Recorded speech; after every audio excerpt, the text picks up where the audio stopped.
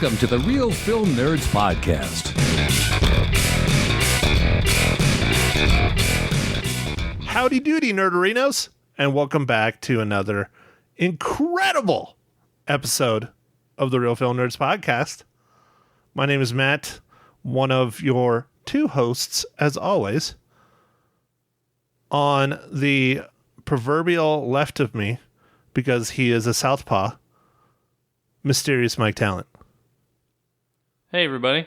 Yes, I am left-handed. It made playing sports very difficult and a lot of things like writing papers and things. But other than that, it's great. So that might end up becoming a trivia question in the future. But since no one has entered our drawing still for the Lone Survivor digital code, I don't know if we'll ever have another freaking giveaway because people suck. Yeah. Yep. Should I just jump in, Matt? Like, what are you drinking today? Like, should I just skip over that, or should we dwell on it some more? Whatever you want to talk about, Mike. I mean, do you like people? Because I don't like people. That's why I'm completely and utterly alone, and everyone I know has just given up on me, including my dog. He couldn't even handle it anymore. Well, I don't think I dislike people as much. I don't know. See, it's you said the words "as much." I don't know. When I worked in guest service, I hated all of the public. So that's like all people. So I hated everyone. So you still have a black heart towards people. I guess so. Is it because they made you make 2,000 Jack in the Box tacos? Yes. What was your favorite part? I know what my favorite part was you making me a hamburger that had twice as much cheese and bacon on it. Yeah. That was great. But making the thousands of tacos was not great because every one of them burned you. Every single taco. That's a spicy taco.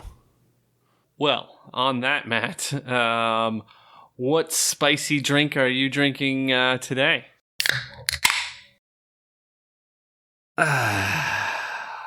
Dude, that was a fairly decent segue. It wasn't too bad. It is not a spicy drink, but it is a drink I have had many times with tacos. It is a Dos Equis Amber. Oh, that's a good drink, man. I like the Dos Equis Amber. I also like the lager.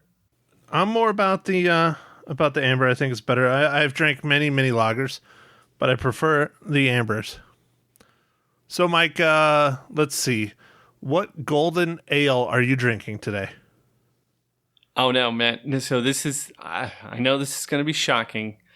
Again, I'm drinking another of those New Belgian passion fruit kolsches. Passion fruit. Yes, it's like lighter, like more summery, since it's gotten warmer, just something light. Enjoy it. Well, it's not an IPA, so I will applaud you on that. It is not an IPA? All right, Mike. Well, speaking of things that horrify me. Oh, okay.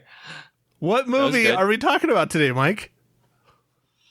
We were talking about Child's Play, the 2019 version.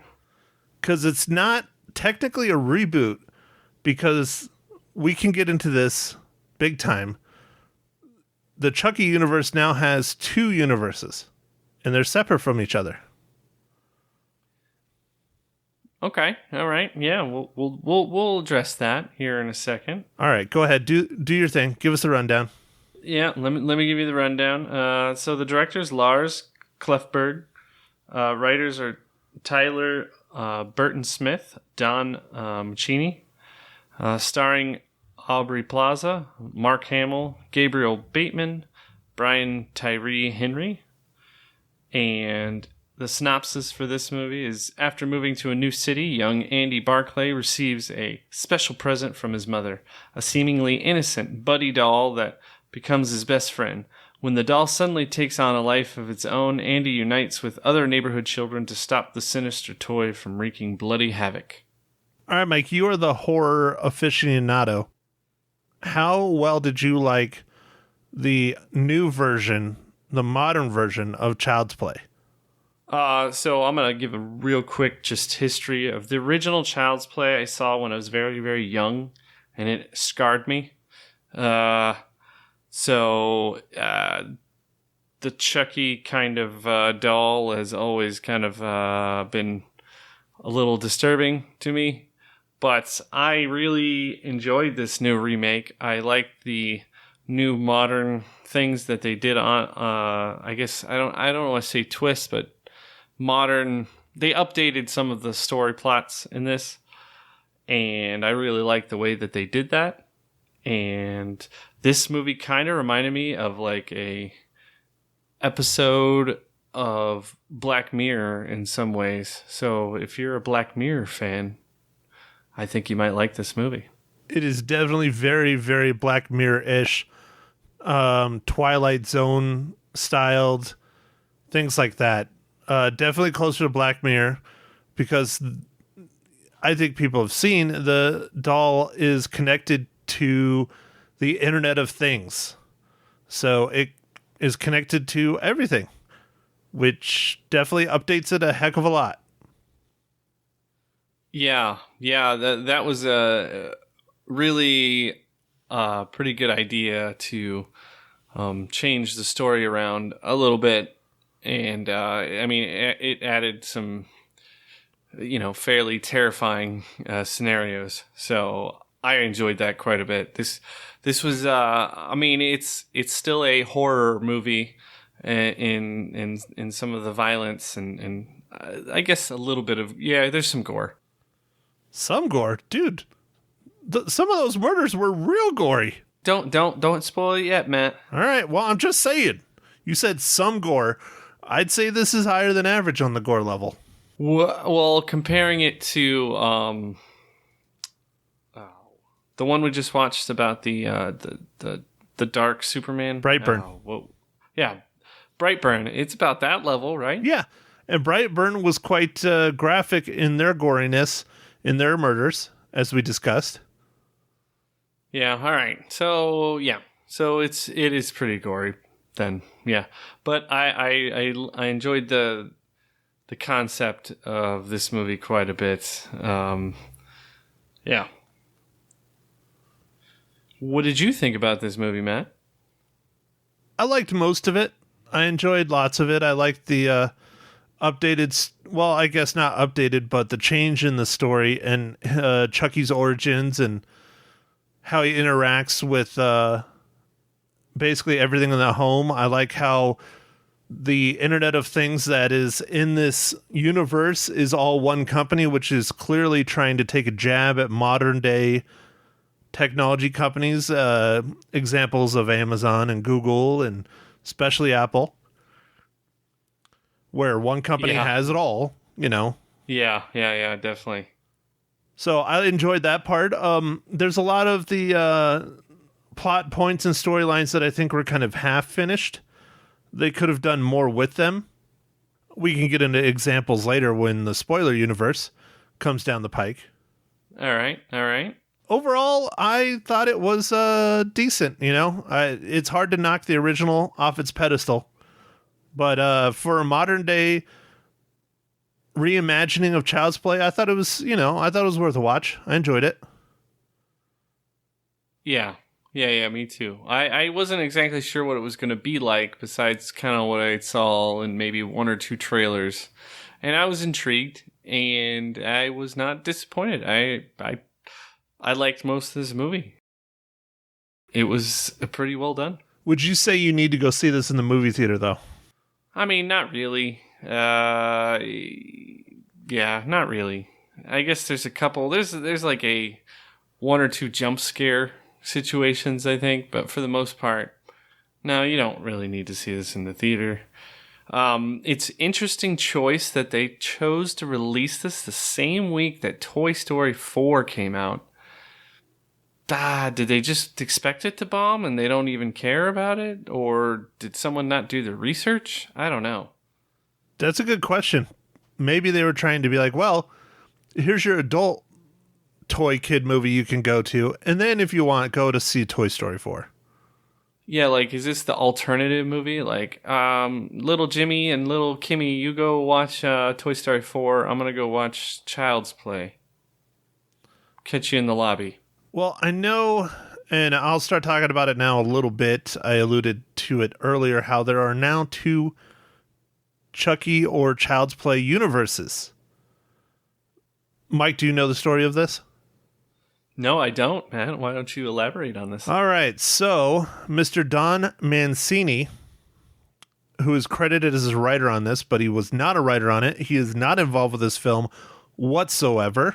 He is the original creator of Child's Play and Chucky and that whole universe, and he is still heavily involved in the original 3 films, and then there's been a slew of more modern sequels like Bride of Chucky and Curse of Chucky, I think, and stuff like that. I haven't really seen any of those. I saw Bride of Chucky, so I think I was in either college or high school when that came out, and we went and saw that. Yeah, that was awful, but awful in a kind of hilarious, dumb way. I liked it. And it only gets, from what I've heard, it only gets even crazier with, because there's 2 sequels, because the new trilogy started with Bride of Chucky, and then there's like Seed of Chucky, and then there's Curse of Chucky or something. I don't know. They were pretty much almost direct to Blu-ray. Yeah. Anyways, so those are all Don Mancini doing all those. He's involved with those heavily.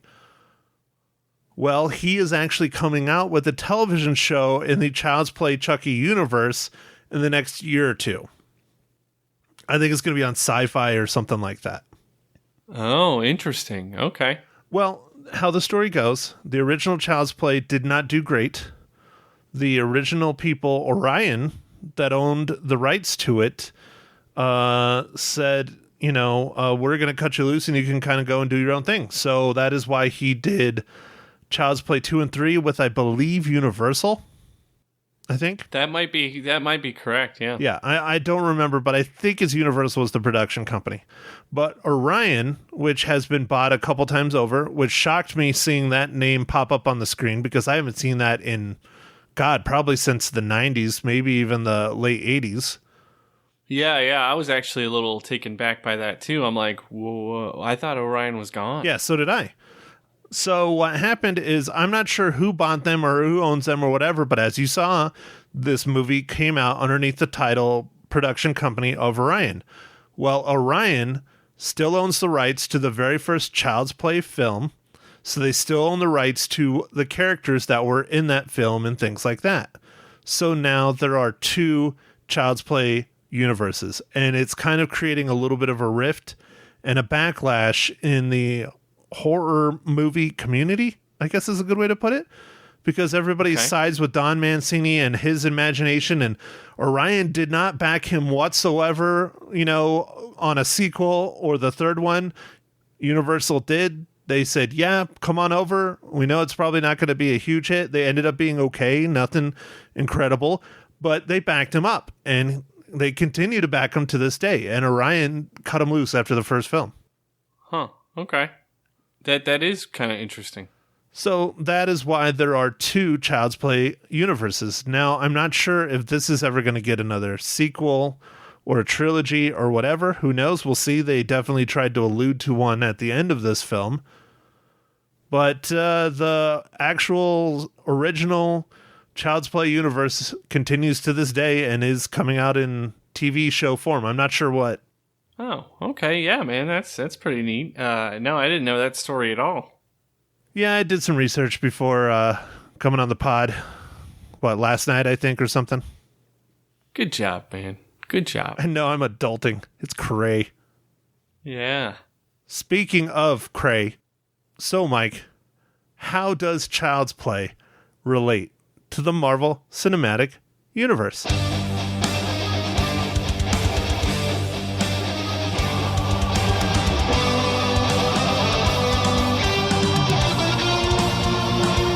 Oh man, Matt, thanks for asking. So this one took me a little while to find as well, but an illustrator for this movie, Fernando Acosta, also worked on Guardians of the Galaxy Volume 2 in the visual effects department. Nice, man. Nice. You mean Mark Hamill has not made an appearance in the Marvel Cinematic Universe yet? No, I don't think so. Well, JJ hopefully will rectify that soon, right? Yeah, I don't know. Because JJ's coming out with something Spider-Man related, right? I'm not sure if it's a TV show or if he's doing a movie or something. I don't know what he's doing. I did see that his production company, Bad Robot, just signed some kind of, $500 million deal with somebody. Streaming service, I think. Like Carter or Charter or somebody weird, like somebody not Netflix or HBO. Or Apple or Amazon or... Yeah, I think it was something like kind of off, like not as mainstream. Somebody trying to make a name for themselves. No Hulu? No, I don't think so. Because Hulu would make sense because Hulu's owned by Disney now. And then they own MCU. And that's one of the things that Disney, not to get super off topic again, but Disney streaming services coming out is supposedly going to be rated PG or PG-13 and below. So the more risque Avengers, Marvel kind of shows like Daredevil and Luke Cage and Jessica Jones, stuff like that was on Netflix, in that vein of violence and action. Yeah. The rumor is that they're all going to get put on Hulu. And Hulu is going to be the more adult Star Wars / Marvel streaming service. Oh, okay. Yeah. They can't tarnish the Disney brand, but they still want to make all that adult content. Of course, they because just want to, they want to be able to target everybody. yeah, there's people like us, that want to see the Punisher being the Punisher, not running around shooting people with no blood coming out. I mean, anyways. Yeah. That's so dumb. Who would make a movie like that? Like make a Spawn movie with no blood or why would they would never do that. So It sounds like someone's a little bitter about their favorite comic book character. Yeah. Well, they can take and ruin things, and they do. Is he still your favorite? I would have to say so, man, since I haven't really read anything in a long time. Yeah. Well, dude, you might want to go swing by a comic book shop then, because Spawn number 298 came out today. Wow. So I'm a little bit behind. Number 300 is coming out soon. And I think 296 or 297, Todd McFarlane's doing a big kind of retro callback with Spawn, but incorporating his Spider-Man run, which is one of the most iconic Spider-Man runs ever, in my opinion. And so he's doing a lot of goofs on the covers that he did and things like that leading up to issue 300 for Spawn. So it's pretty cool. That is pretty cool. Okay.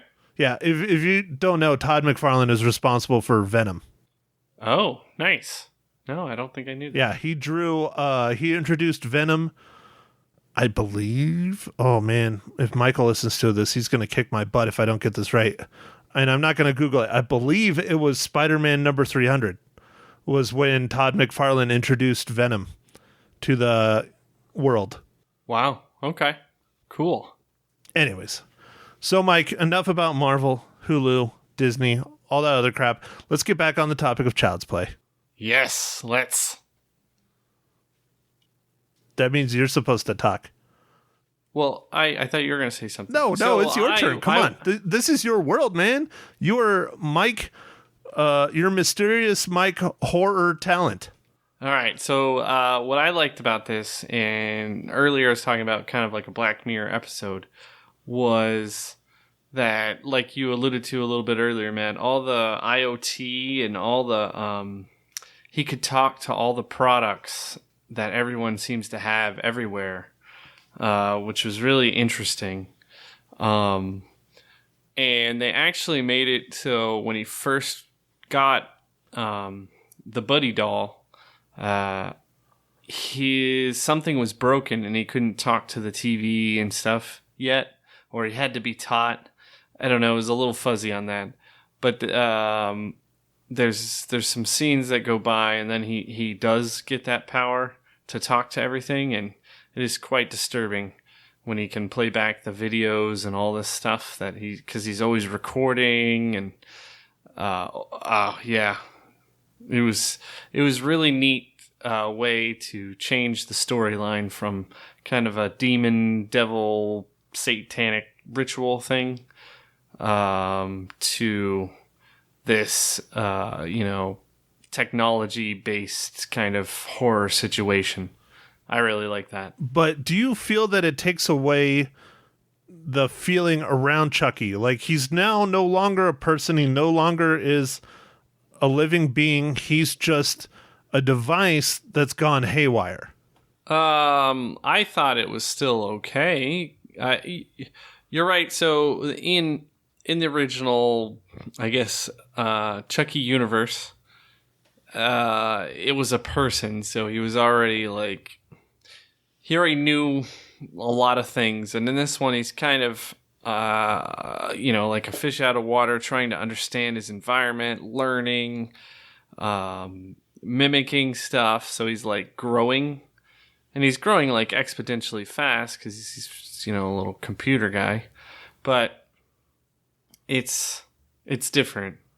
It is different. I don't know. I liked it. I really. Oh yeah, I liked it too. But I'm just trying to get you thinking about that when Chucky, eventually meets his doom, did you have any feelings about it? Much like in the originals, where he meets his doom, it's a person going, dying. It's not a toy. It's not a device. It's not a bunch of nuts and bolts and wires.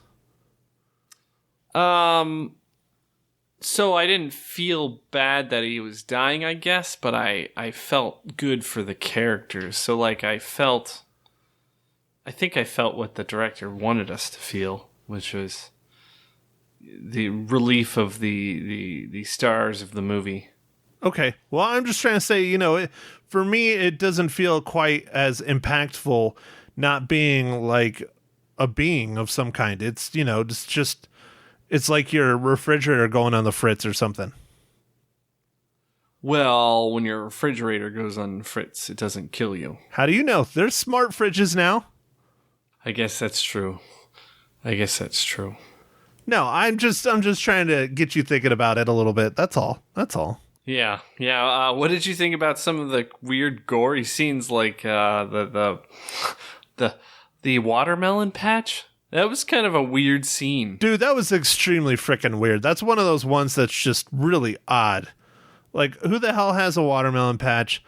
Who the hell, gives up and just lets a freaking mulching thing chop your head off?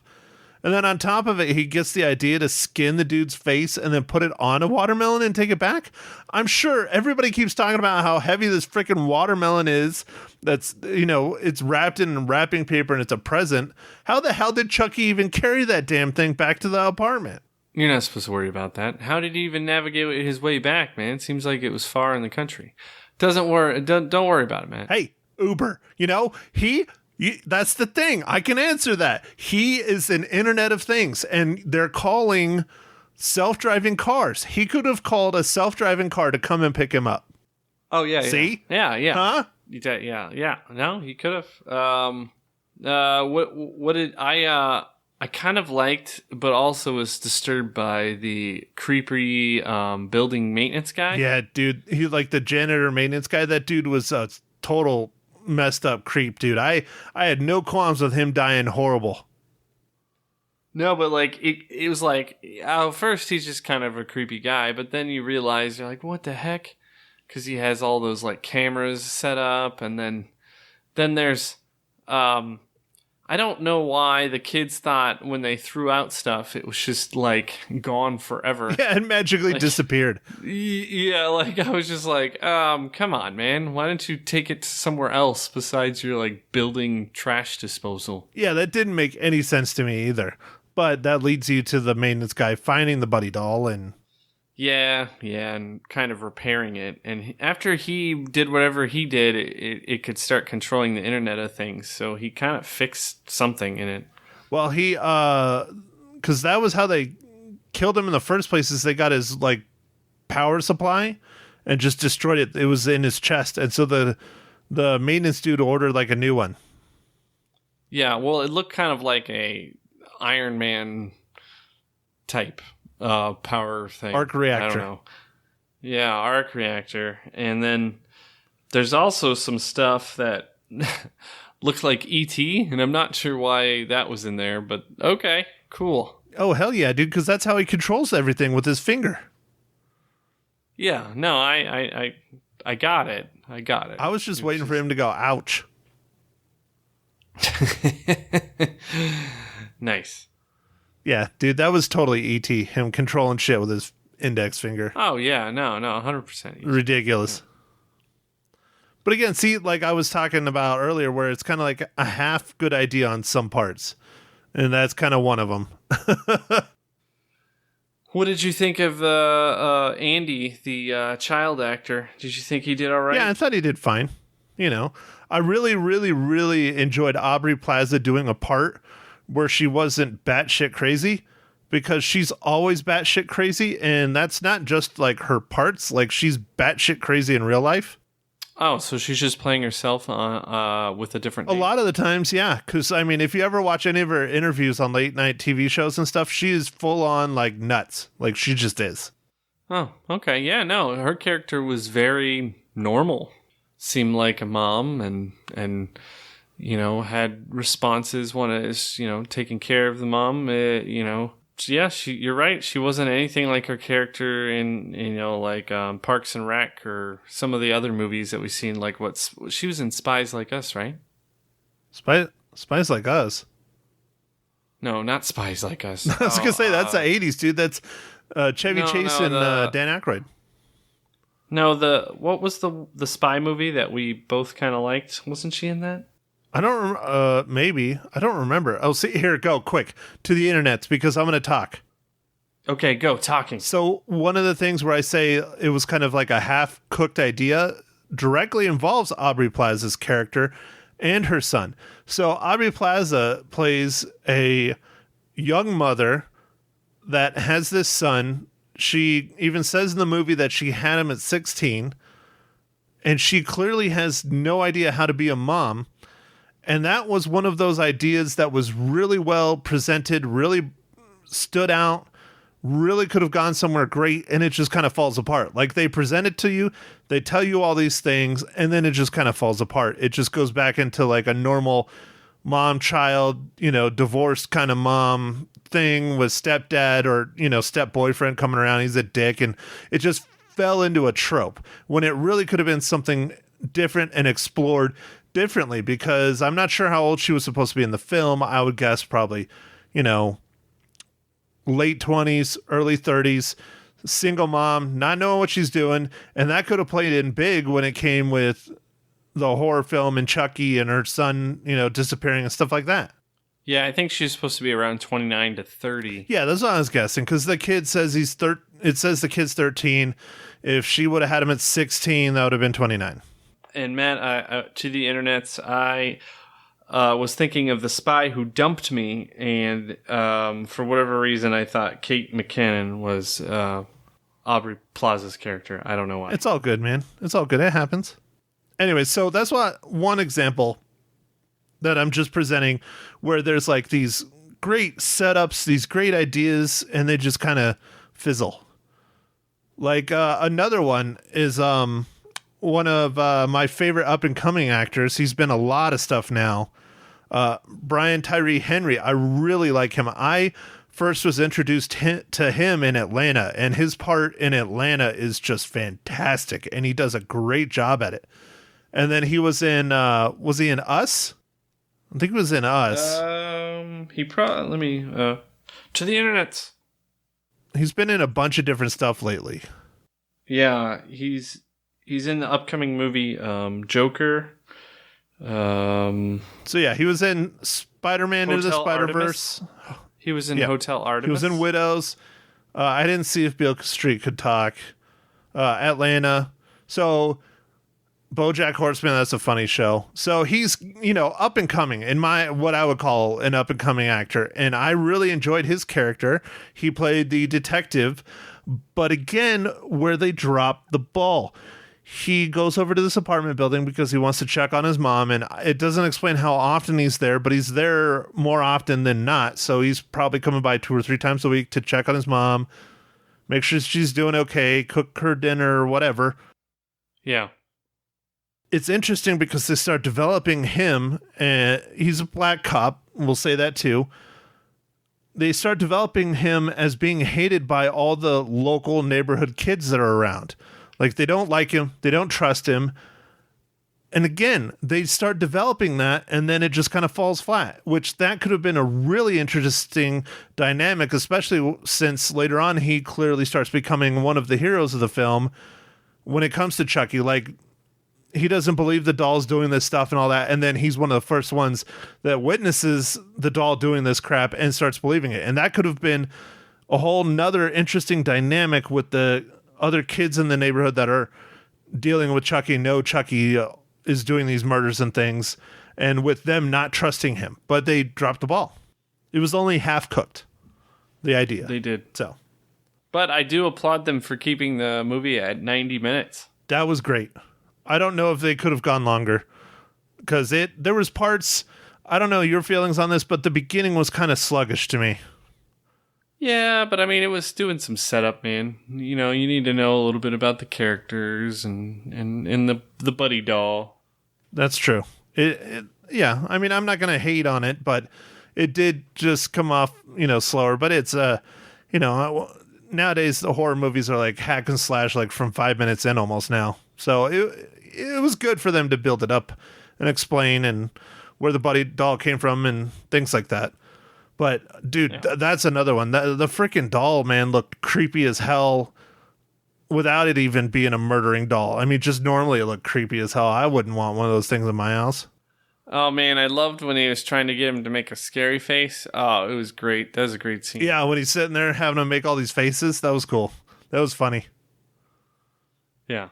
That is one of those things, though, that this movie does do well, is it doesn't take itself too seriously like other horror films. It knows it's a freaking movie about a killer doll. Yeah. What does he say? Something about Tupac? There's a funny quote in it. Oh, gosh, I don't remember. I think he's... This is for Tupac. Yeah, this is for Tupac, yeah. Yeah, no, it has some lighter moments. It was quite entertaining and a better done remake or reimagination, I guess, new universe creation than some of the newer horror movies that they've redone. And they've redone like all kinds lately. So I like that. I would put this one up there next to the modern Halloween. Yeah, the modern Halloween was good. I think it's better than this, but I'd say this is probably a close second, maybe third in recent reimaginings. Yeah. The only other horror movie that's been remade that I really, really liked was It. Oh, yeah, dude, that's incredible. That, I think, might even be better than Halloween. It was amazing. And that sequel's coming out in September, and I'm really interested in that one. Oh, I'm pumped. I'm pumped for that. I hope it's really good. I hope they kept up. I hope it's awesome. Dude, look at the cast they got to play the adult versions of the kids. Amazing. Yeah, no, they got McAvoy in there. And it's a great cast. Let's go ahead. Let's do it. I have my rating written down. I need to know what yours is. How many reels, Mike, do you give Child's Play? You know what? I'm going to give this one 3.5 reels out of 5 because I really liked it. Dude, if you really like a movie and you only give it 3.5 reels, then how the hell do you get a 4? Is a 4 like you want to marry that movie? Dude, it has to be just amazing. I'm very harsh. You know what? You're getting more harsh in your old age, Michael. I am. I'm a grumpier old movie man. Yes, you're a grumpy old critic, raider person, dude. Yeah. That. Boom. Yeah, Mike, drop it. But don't really, because they're expensive. Drop it like it's hot. Wow, that was a... See, now I'm just dating us because that was a really old reference. It was. I think I watched the original Child's Play and I was 5. I think it was 5 or 6. God, dude, you watched it that young? Because it came out in, what, 88? Oh, it was traumatic, dude. My cousins were like, here, watch this movie. It's about a doll. It's really fun. God, dude, that's really bad. Like, I watched it fairly young, but not that young. That's really bad. Oh, yeah, man. I had, like, nightmares of dolls chasing me in the night. It was awesome. Dude, it would have screwed me up even worse because I had one of the frickin' dolls that they based this movie on. Yeah, that's frightening. I had one of those My Buddies. And Don Mancini even talks about it in interviews and stuff that was one of his inspirations was that frickin' toy from the 80s. Well, I'm sure it was, man. It had to have been. Yeah. Oh, geez. Anyways. All right. Well, Mike, do you want to know my rating? Yes, Matt. Why don't you tell us your rating? Well, Mike, I am more harsh than you. Okay. What do we got? I give Child's Play a 3 out of 5. Oh, whew. I was worried it's going to be the same again.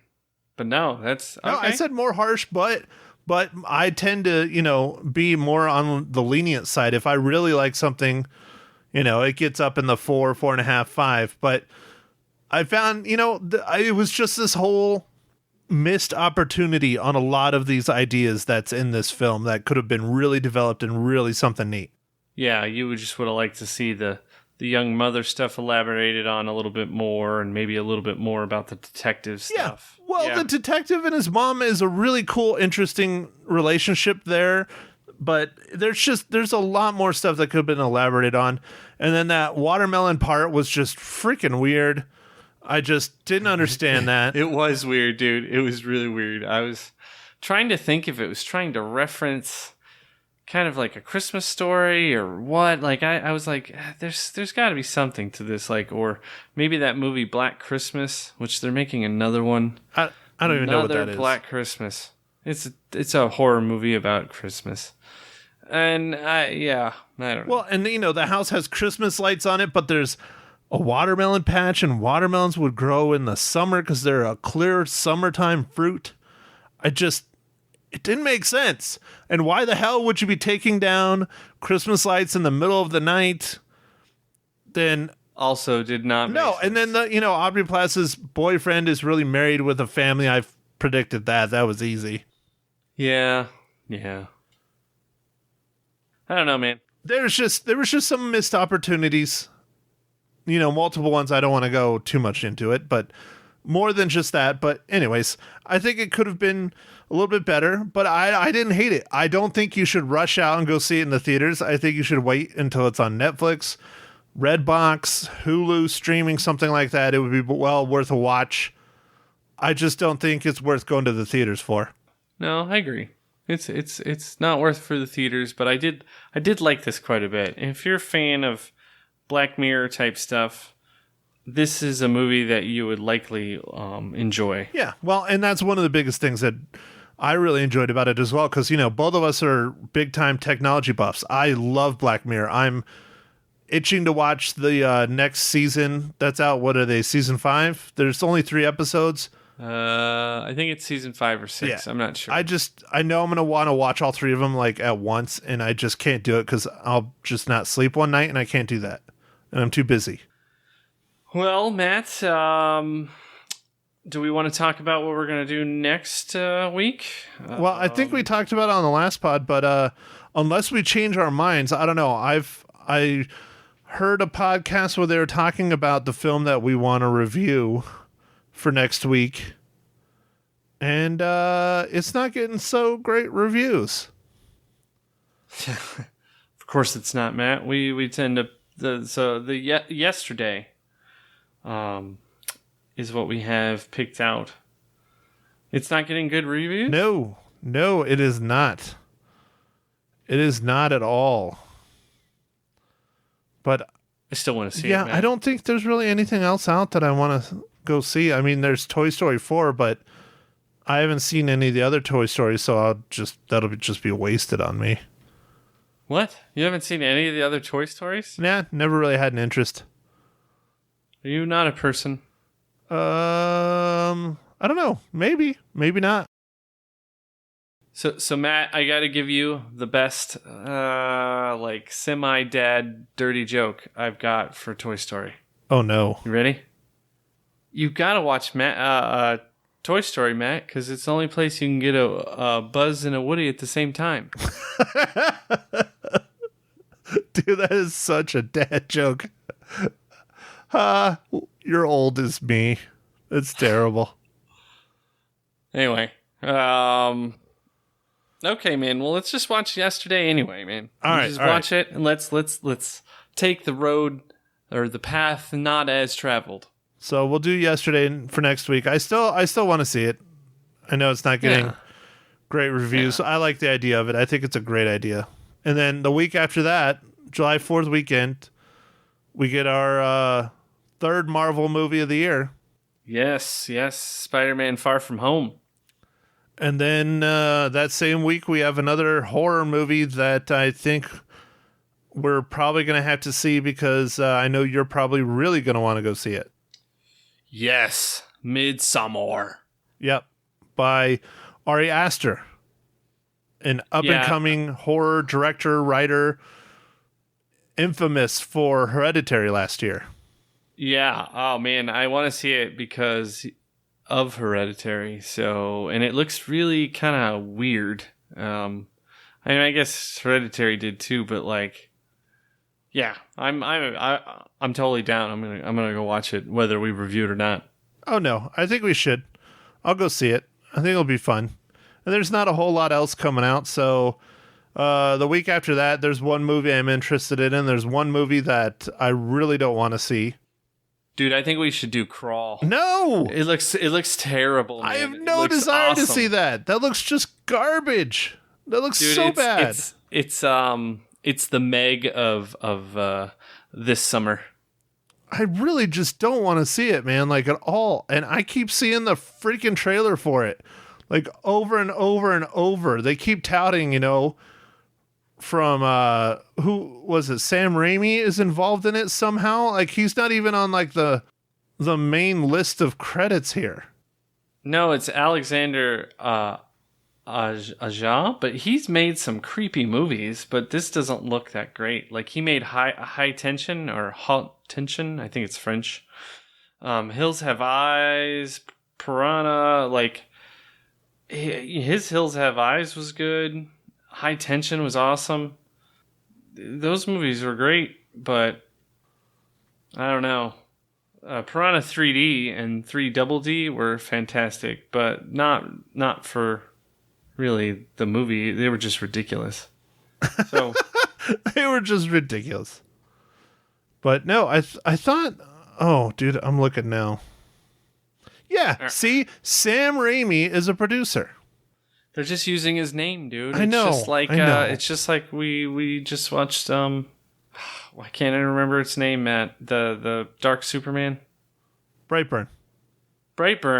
They were advertising that it was produced by James Gunn. James Gunn, and well, yeah, it was produced, but that's it. But like, it was written by his brother and his cousin or something. Yeah. Something like that. But no, Sam Raimi, dude, I mean, he has done, I'm not a huge horror flick fan, but Army of Darkness and Evil Dead are like some of my favorite, man. And then, of course, everybody knows him from the original Spider-Man. Yeah, the first two. The third one doesn't count. He also produced 30 Days of Night, which is a fascinating movie based on a comic book. Oh, yeah, that was good. All right, we're running a little long, Matt, so I think I'm going to wrap it all up here. Okay, fine. So next week, yesterday. We'll just leave it at that. Yeah, next week, yesterday. And thanks, everybody, for listening. And let us know if you want us to watch Crawl. No! Thank you for listening to The Real Film Nerds. Now, don't forget to follow us on Facebook, Twitter, and Instagram at Real Film Nerds. Now, go out and catch a movie.